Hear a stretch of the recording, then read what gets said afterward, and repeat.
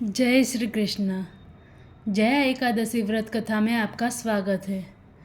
जया एकादशी का व्रत 8 फरवरी 2025 शनिवार को है और पारने का समय 9 फरवरी 2025 को सुबह 7:18 से 7:55 तक का है।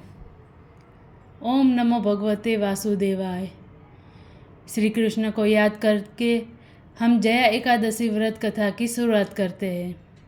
शान्ताकारं भुजगशयनं पद्मनाभं सुरेशं विश्वाधारं गगनसदृशं मेघवर्णं शुभांगं लक्ष्मीकान्तं कमलनयनं योगिविद्यानगम्यं वन्दे विष्णुभवभयहरं सर्वलोकैकनाथम्। अब हम जानते हैं जया एकादशी कब आती है। शुक्ल पक्ष की एकादशी को पुनर्वसु नक्षत्र हो तो वह उत्तम तिथि जया कहलाती है। उसका व्रत करके मनुष्य निश्चय ही पाप से मुक्त हो जाता है।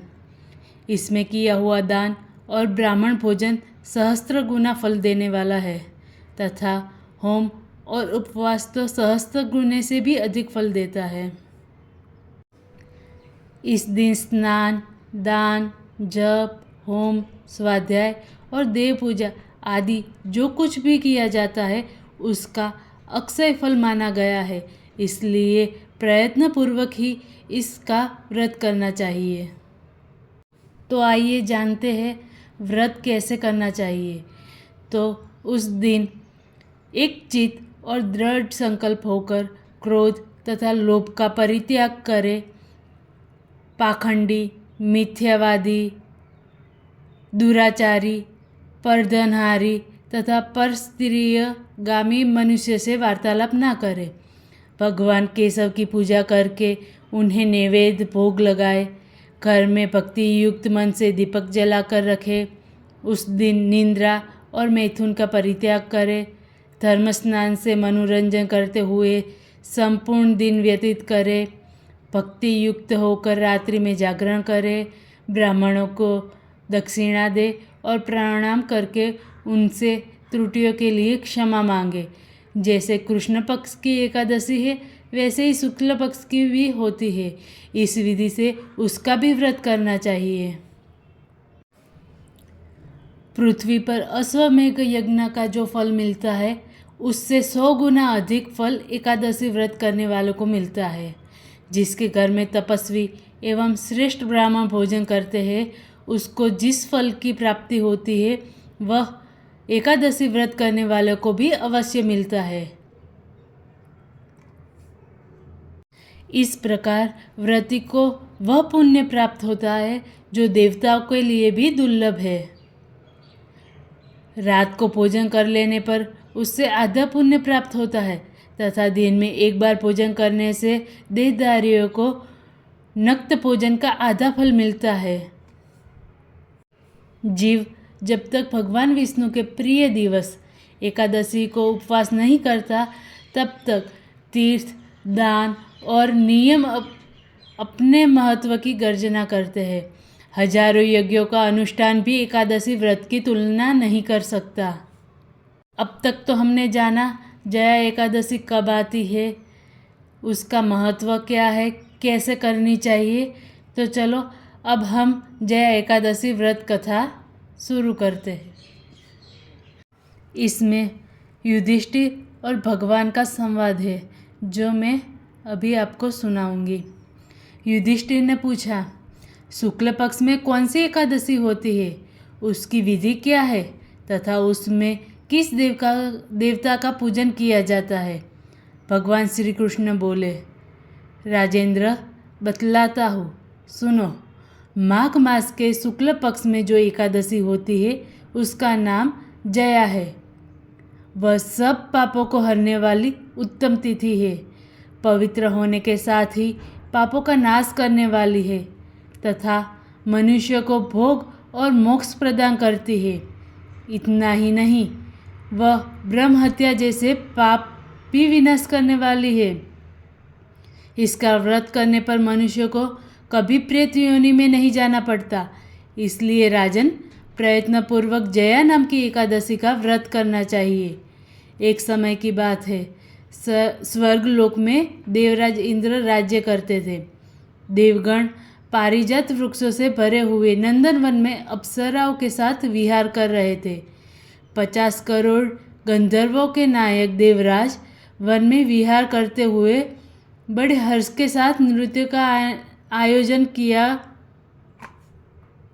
उसमें गंधर्व गान कर रहे थे, जिनमें पुष्पदंत, चित्रसेन तथा उसका पुत्र, ये 3 प्रधान थे। चित्रसेन की स्त्री का नाम मालिनी था। मालिनी से एक कन्या उत्पन्न हुई थी जो पुष्पवंती के नाम से विख्यात थी।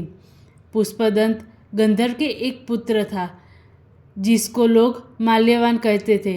माल्यवान पुष्पवंती के रूप पर अत्यंत मोहित था। ये दोनों भी नृत्य करने के लिए आए थे। इन दोनों का गान हो रहा था।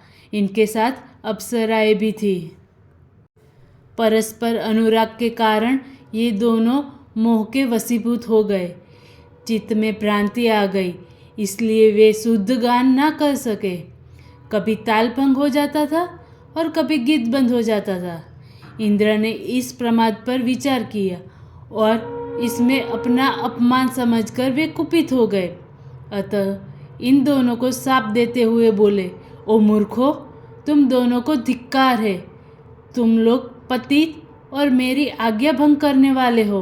अतः पति पत्नी के रूप में रहते हुए पिशाच हो जाओ। इंद्र के इस प्रकार शाप देने पर इन दोनों के मन में बड़ा दुख हुआ। वे हिमालय पर्वत पर चले गए और पिशाच योनियों को पाकर भयंकर दुख भोगने लगे। शारीरिक पातक से उत्पन्न ताप से पीड़ित होकर दोनों ही पर्वत की कंदराओं में विचरते रहे। एक दिन पिशाच ने अपनी पल्ली पिशाची से कहा, हमने कौन सा पाप किया है जिससे यह पिशाच योनि प्राप्त हुई है। नरक का कष्ट अत्यंत भयंकर है तथा पिशाच योनि भी बहुत दुख देने वाली है। अतः पूर्ण प्रयत्न करके पाप से बचना चाहिए। इस प्रकार चिंतामग्न होकर वे दोनों दुख के कारण सूखते जा रहे थे। देवयोग से उन्हें माघ मास की एकादशी तिथि प्राप्त हो गई। जया नाम से विख्यात तिथि जो सब तिथियों में उत्तम है।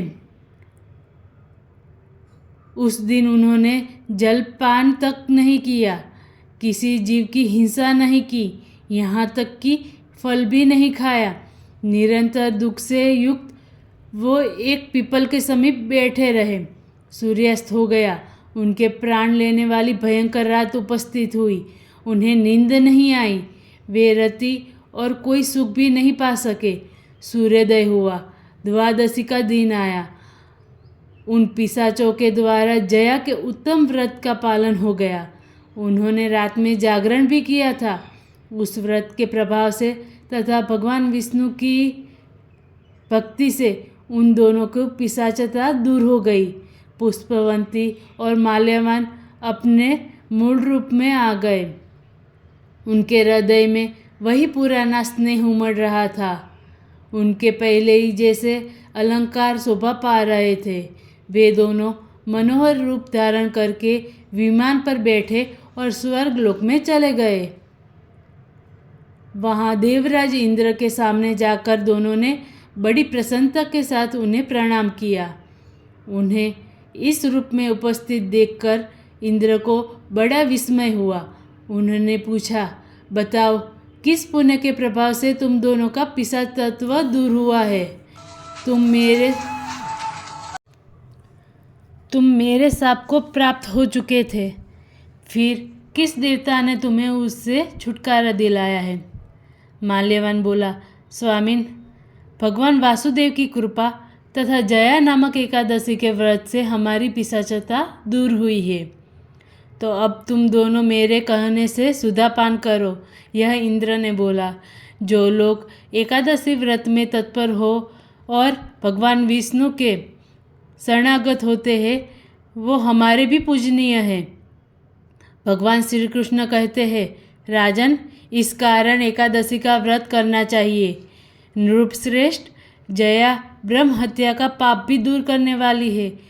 जिसने जया का व्रत किया है उसने सब प्रकार के दान दे दिए और संपूर्ण यज्ञों का अनुष्ठान कर लिया। इस महात्म्य के पढ़ने और सुनने से अग्नष्टोम यज्ञ का फल मिलता है। यहाँ तक हमने जया एकादशी की व्रत कथा सुनी। चलो आइए भगवान हरि को याद करते हैं। वसुदेवसुतं देवं कंसचाणूर्णमर्दनं देवकी परमानन्दं कृष्णं वन्दे जगद्गुरुं।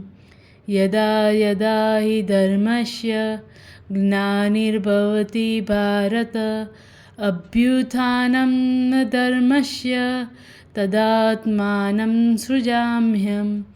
परित्राणाय साधूनां विनाशाय च दुष्कृतां धर्मसंस्थापनार्थाय संभवामि युगे युगे। हरे कृष्णा कृष्ण कृष्णा हरे हरे, हरे राम राम राम हरे हरे। हरे कृष्णा कृष्ण कृष्ण हरे हरे, हरे राम राम राम हरे हरे। हरे कृष्णा कृष्ण कृष्ण हरे हरे, हरे राम राम राम हरे हरे। जय श्री कृष्ण। अब मिलते हैं अगली वीडियो में। अगर आपको मेरी ये वीडियो अच्छी लगी हो तो लाइक, शेयर और सब्सक्राइब करना ना भूलें। Thank you.